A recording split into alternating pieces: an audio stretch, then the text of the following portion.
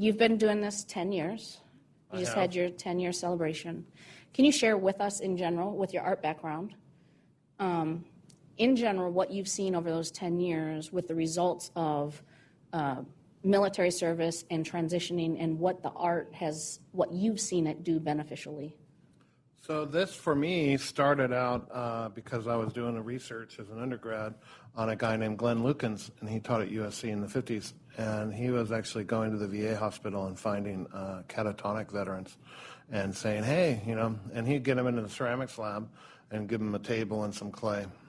And catharsis, working with your hands, essential nature of the material, I don't know, put it all together. But it offered, and he reported that it gave people a nonverbal means of communication. And as an artist, I understood what that meant. And so that was like my idea to get started. But then when I was teaching out in Yuma, we had a woman come in, and she was a Marine Corps veteran, multiple deployments. This is back in 2013, MST survivor. And her therapist, who I happened to make inroads and communicate with, encouraged her to come in, and I saw someone who came in who wouldn't leave the house without her husband or her service dog.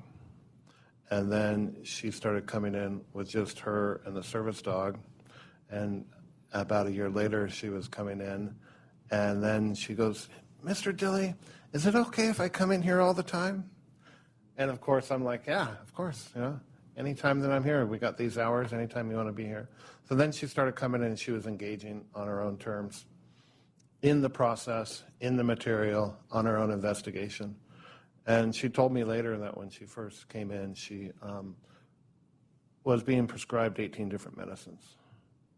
One for this, one for that, up, down, left, right, you know what I mean? And so by the time that 2 years, my interaction with her, she could travel without her dog, travel without her husband, was on no medication, and was practicing art every day. To me, that's an incredible testament that someone could gain their power back through a visual language and express it. You know, so that is my first thing that I've seen. But we've also seen other participants come in, and they start as they just walk in the door. Hey, this looks like fun, right? And we engage them in a bronze casting process. And through that process, we go from one step to the next step to the next step. It transforms through a couple of materials, and before you know it, they have something that they're proud enough that they want to stand beside and be photographed with. We've also seen this guy I know, Scott Hickey, who came in, and his first day, which his piece is out in the foyer here, and Scott goes, cast me, I want to do my face. And I'm like, okay, let's do it. And then Scott goes, I'm going to turn it into a jigsaw puzzle. I'm all, awesome, that's going to be great. And Scott did exactly that, and he completed that piece. And then, so that happened. Let's call that spring. Fall wraps around. Scott submits it to the VA National Arts Competition. It goes national and takes a blue ribbon. To me, that's the type of, you know.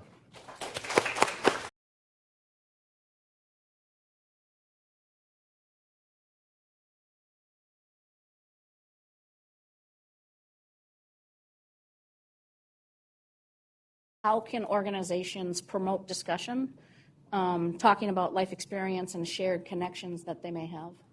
I think one of the easiest ways is to start with the output, which is the product of art. Now, you know, we can talk about the product of art being the process, but having these artifacts after the making as a means to introduce a conversation, it definitely, it's the beauty that we were just talking about of being up on a panel as opposed to you alone on the stage, that we can riff on each other's energy.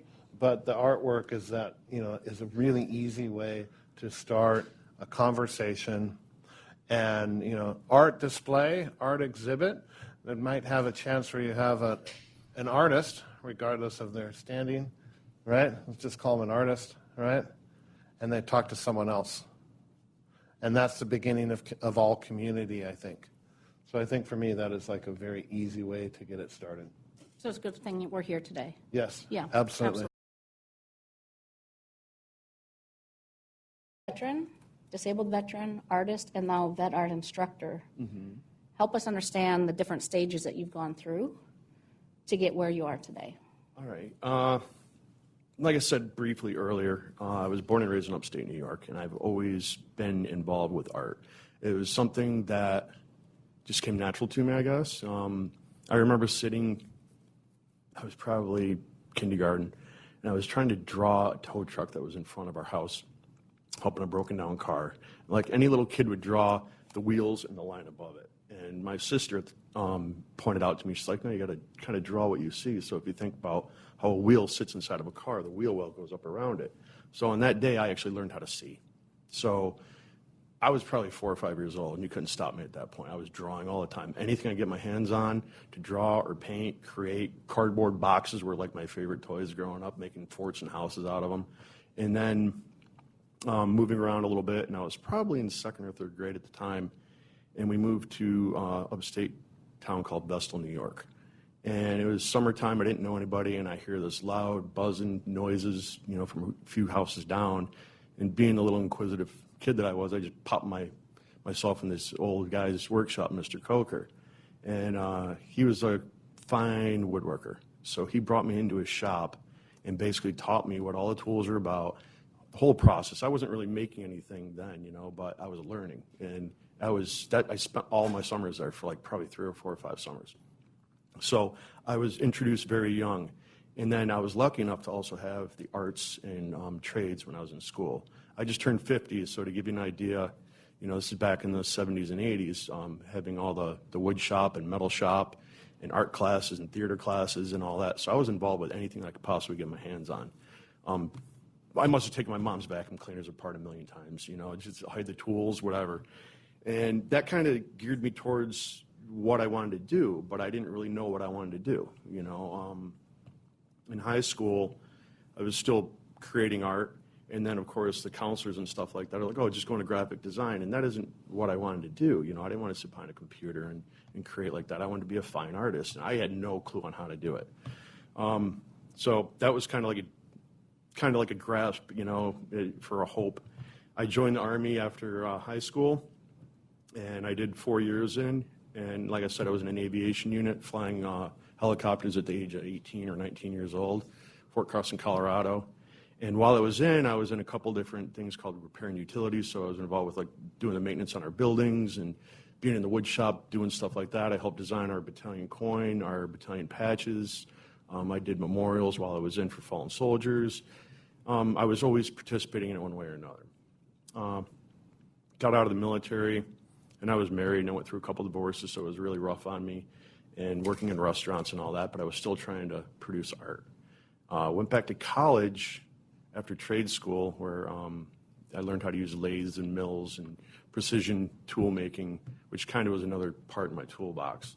And I went back to college at a small upstate New York school, SUNY Cortland, and I had carte blanche in the sculpture studio. There was no other sculpture students in there, maybe 1 or 2, so we could do pretty much anything we wanted. And that's where it all basically took off. My professor, El Mooney, was a Vietnam veteran, so he kind of put me under the wing, and he guided me along too, now that I think about it, because a lot of times I was going through a lot of troubles, and he was like, you need to go talk to somebody. So he kind of helped me out and pointed me in the right direction. And then lived in Miami for a few years, designing nightclubs, participating in the art scene down there, Art Basel. I worked for Home and Gardens Television on a show called Color Splash for about 2 seasons on On-Air Carpenter. So I was always involved with all this kind of fun stuff. And then I just kind of ended up out in California one day. I was like, I need a change, and I ended up out in Vista.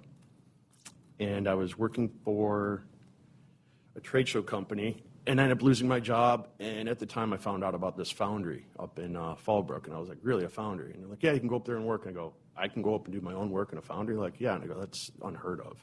So I immediately went up there, and I met this guy. As I said, he threw me in the chair, cast my face, and I've been going up there every Saturday ever since. And he asked me, he's like, come on up and volunteer, have access to the shop. So I was just coming up and helping Steve. That's all I wanted to do, is just work and help veterans, and it was just fun. It came natural. And 5 years later or so, Yeah. I'm still here. I haven't been in a cold environment in so long. I almost forgot to pack boots. You're like, oh man, I'm going to D.C. in November. I better bring a coat. So that's basically it. And every day I have veterans walk through the door up in our foundry, and it's my job to just introduce them to the process and what it's about, and kind of guide them along their journey. And I get to see changes on the participants on a daily. I get to work with active duty guys from Camp Pendleton, where we do a concussion care clinic. And I get to see the changes. I get them for 4 consecutive Fridays, which is really, it's really something to do a cast bronze piece within 4 Fridays, a few hours a day. I mean, it's a lot of work, but I get to see the changes in those participants after the second day.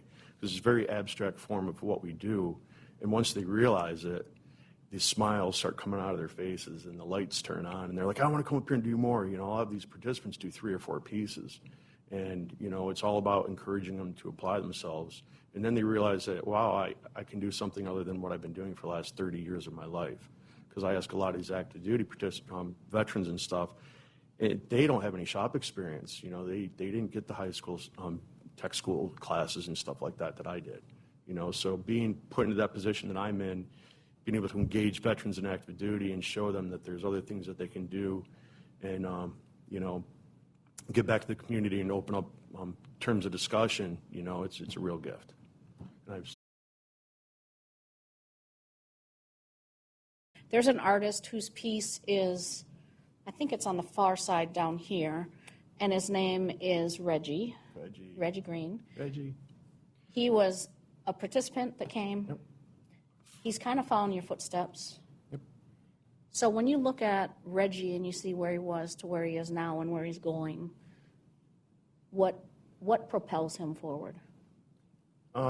Reggie came through our doors, I believe, through the VA. He just attended one of our classes that we're doing down there, outreach, and it intrigued him. He was like, I can do this, and he's in San Diego. We're in the north part of San Diego County, so it's a hike for him to drive up there, especially the traffic. But he's there, so for him to go through that gauntlet every few days to see him up there and keep applying himself, it was incredible. And then he started to learn how to use molds and how to make molds, and then the whole process of casting.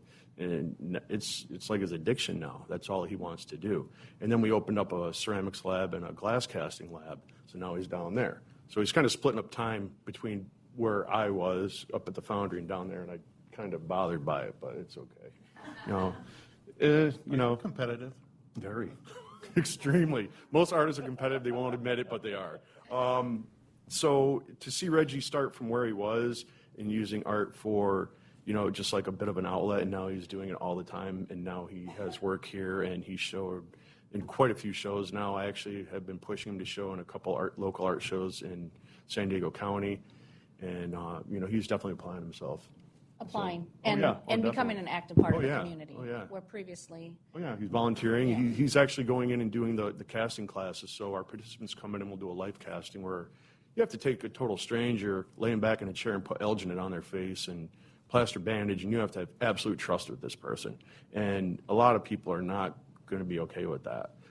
Having the instructor guide the participant through that, I mean, that's a pretty big deal, because most of the people are sitting in the chair of veterans and their families and caregivers. But when you want to look at it from a veteran's point of view, most of them have trust issues. They're not going to just trust anybody to do anything like that. But to have people come through our door and say, yeah, what do I have to do? And you're like, here you go. And they're like, all right, yeah, I could do that. I think I could do that. And then once they get through it, the really intriguing part about it is the process of pulling that mold off. You see a negative, and then our process is you paint a wax pattern into it and you pop that up so you have a positive. That's what we use to make our initial mold for bronze casting. Well, that positive, most people have never seen themselves in 3 dimensions. So you see yourself in a mirror and a photograph, but to see yourself in 3 dimensions, it's definitely it could be freaky to some people. I don't know. You notice little nuances about yourself. Like, I didn't know my ear was a half inch shorter on this side, and it's just you get it. It's We more still of a, like you. Yeah, I know. It's definitely an experience. It's an experience for everybody to be able to do that.